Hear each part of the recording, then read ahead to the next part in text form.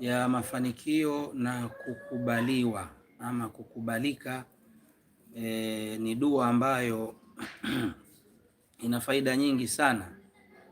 Dua yetu ya leo ni dua yenye faida nyingi sana. Mtume sallallahu alaihi wasallama anasema ta'allamu hadha dua, anasema jifunzeni dua hii. Kwa nini? Anasema walladhi ba'athani bilhaqqi bashiran wa nadhira.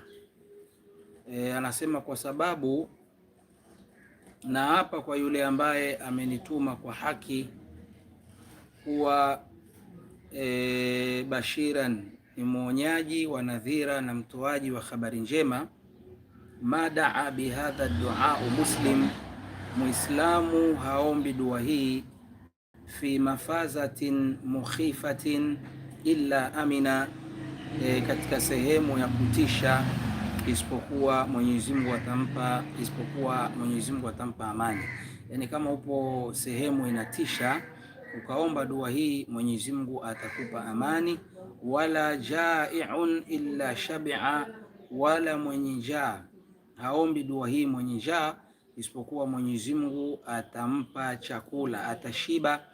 Wala uriyanu illa kasahu Allahu, wala dua hii haiombi mtu aliye uchi, isipokuwa Mwenyezi Mungu atamvisha.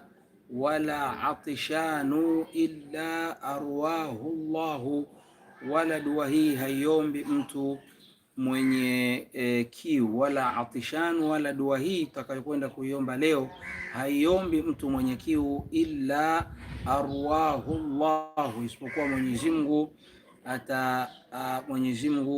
atamuondoshea ile kiu.